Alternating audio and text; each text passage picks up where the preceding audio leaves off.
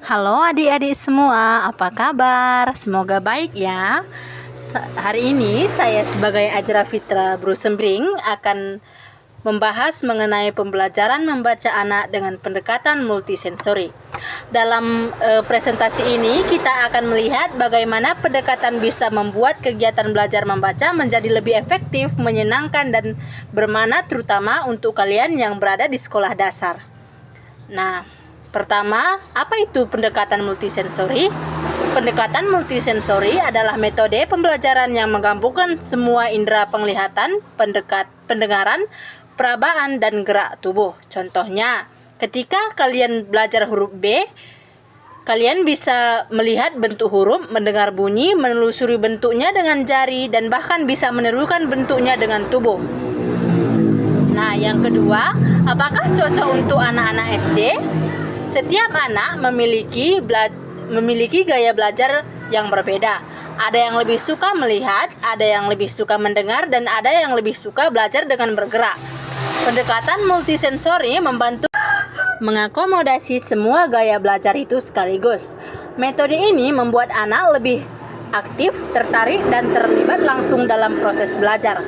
Nah, selanjutnya, manfaat pendekatan multisensori. Beberapa manfaat dari pendekatan ini diantara lain adalah: yang pertama, membantu anak lebih mudah mengingat dan memahami bunyi dan bentuk huruf. Yang kedua, sangat bermanfaat untuk anak yang mengalami kesulitan membaca atau dileksia. Yang ketiga, meningkatkan kepercayaan diri anak saat mereka berhasil membaca.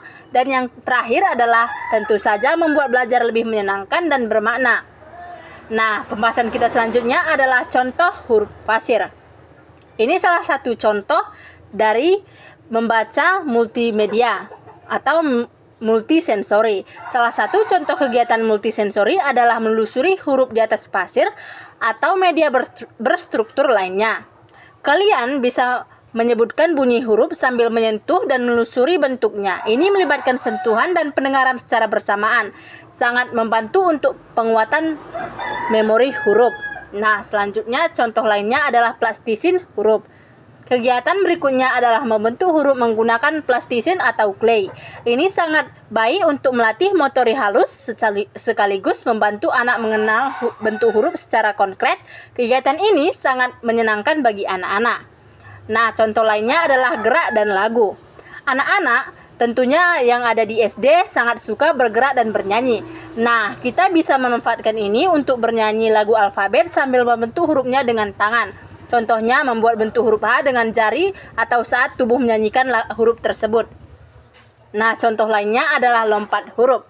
Aktivitas ini adalah permainan fisik dan juga melatih kemampuan membaca. Para guru bisa menyebutkan sebuah huruf dan anak melompat ke huruf tersebut untuk yang sudah disiapkan di lantai untuk memadukan bunyi huruf atau auditori, gerak tubuh, kinestik, dan penglihatan visual. Sangat efektif untuk penguatan konsep huruf.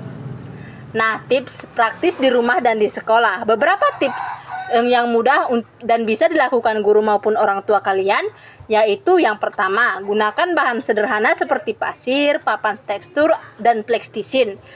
Kedua, lakukan kegiatan ini secara rutin dan menyenangkan. Jangan monoton dan itu-itu saja. Nah, yang ketiga, biarkan anak terlibat secara aktif, bukan hanya duduk pasif dan orang tua yang melakukan segalanya. Nah, yang terakhir yaitu sesuaikan kegiatan dengan minat dan kemampuan anak. Nah, penutup dari saya yaitu pendekatan multisensori bisa membuat pembelajaran membaca jadi lebih seru, efektif, dan inklusif. Setiap anak memiliki potensi dan dengan metode yang tepat, mereka akan lebih mudah mencintai proses membaca.